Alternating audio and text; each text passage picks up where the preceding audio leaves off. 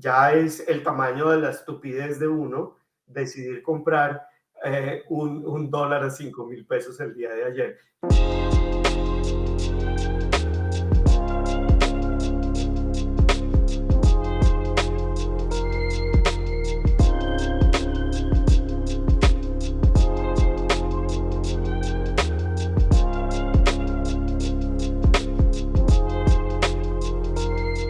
En Colombia el precio del dólar se fija en un mercado, que es el mercado cambiario.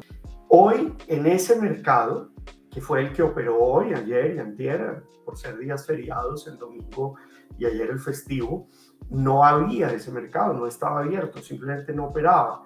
Entonces no se puede decir que ayer hubiera un precio en ese mercado del dólar. Hoy, durante el día, se encareció el precio del dólar un 3%. Es una movida fuerte.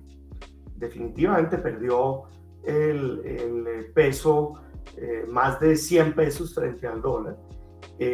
Pero no es una movida extraordinaria. Hemos visto en otros momentos de este mismo año y del año pasado que de un día para otro se hubiera perdido valor en la moneda colombiana, el peso, en un 3%. Por ejemplo, en abril de este año, en un solo día, en abril 18, hubo una subida del precio del dólar mucho más fuerte. En ese momento, el precio del dólar pasó de 3.744 a casi en 3 días a 3.955, una devaluación casi del 5%.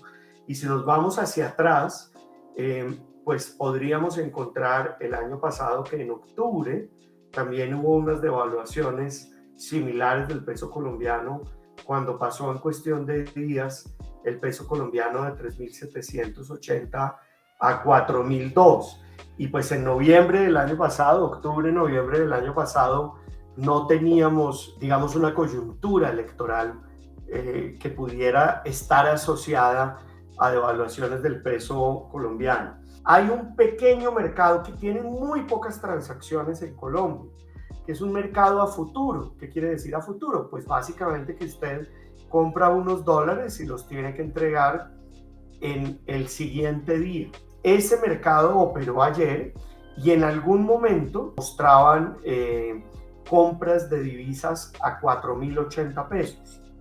Que fíjese que ese fue el precio al que abrió el precio del dólar hoy en el mercado presente, pero rápidamente el mercado, que en efecto abrió como a 4.080, alcanzó a estar a 4.100, bajó muy rápido a 4.020, que fue el precio en el que hubo en este momento.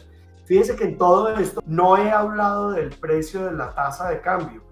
En las casas de cambio, los cambistas pues pueden tratar de venderle a usted un dólar a 5.000 pesos, como también se los puede vender su tía. Y yo puse por ahí un trino un poquito pensando en una tía ventajosa. Un poco lo que yo decía es: no le vaya a comprar esa plata a la tía ventajosa que tiene unos dólares guardados por ahí, porque lo va a tumbar. Mejor espérese a pagar con la tarjeta de crédito o incluso a pagar con la tarjeta de débito si usted tenía que viajar ayer a los Estados Unidos, porque con seguridad el banco no le iba a vender estos dólares tan caros como se los estaba tratando de vender su tía el día de ayer a 5.000 pesos. O como se los hubiera podido vender algún cambista ayer a 5.000 pesos.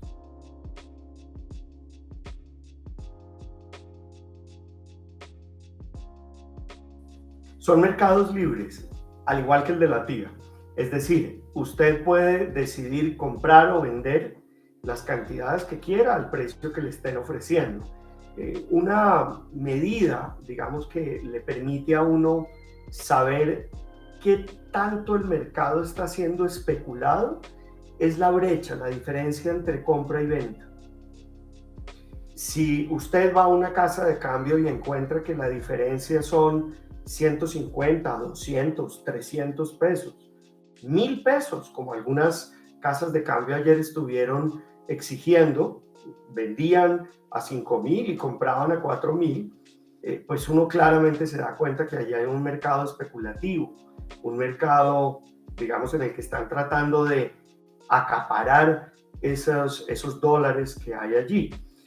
Tradicionalmente, de manera regular, esa diferencia en las casas de cambio no es de más de 100 pesos. Y eso ya es mucho. Usualmente puede ser hasta de 50 pesos.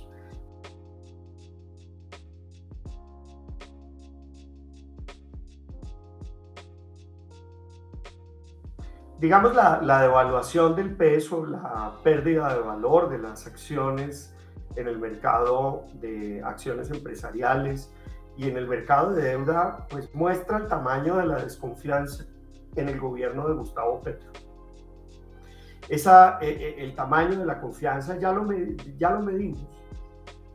Claro que hay incertidumbre y desconfianza en el gobierno de Gustavo Petro, porque no hubo una apreciación, no se valorizaron las acciones de las empresas colombianas, ni aquí en Colombia, ni en el mercado de Canadá, ni en los mercados de Estados Unidos, ni en el mercado de Brasil, donde hay un par de acciones que también se negocian allá, entre ellas la de Ecopetrol. No hubo una apreciación tampoco del peso, no hubo una apreciación de los mercados de deuda. Lo cual muestra que efectivamente hay incertidumbre y esa incertidumbre se traduce en desconfianza. Pero lo que pasa es que, fíjese usted, no conocemos nada más que lo que conocíamos el viernes de un eventual gobierno de Gustavo Petro.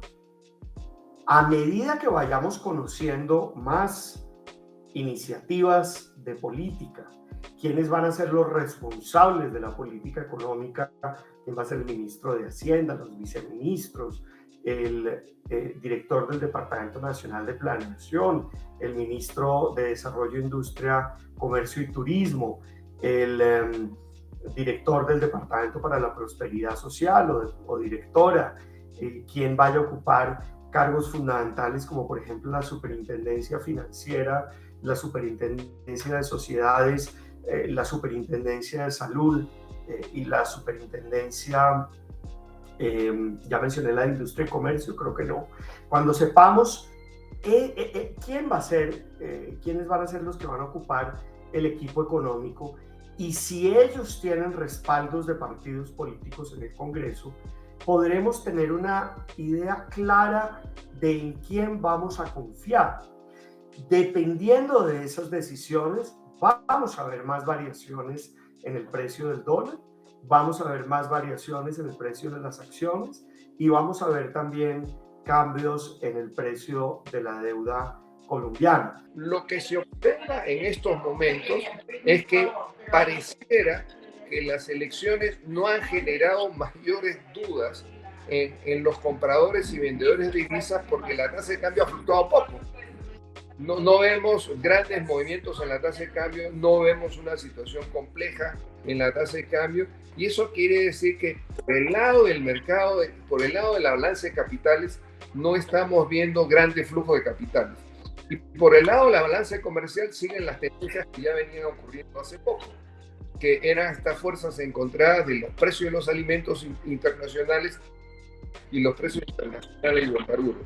Eso es lo que estamos viendo. Ahora, ¿qué va a pasar en el futuro? No lo sabemos. ¿Por qué? Porque no sabemos el desenlace que va a tener la crisis rusa con Ucrania. Lo que yo le puedo decir es que la crisis rusa parece que la crisis de Ucrania parece que no se va a solucionar rápidamente, por lo que vemos en las noticias internacionales. Lo que quiere decir es que los precios del petróleo van a seguir subiendo y los precios de los alimentos también.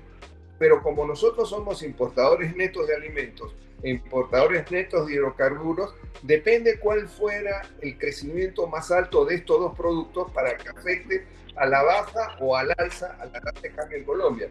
Mejor dicho, esas incertidumbres no son locales, son realmente internacionales y son muy difíciles de prever.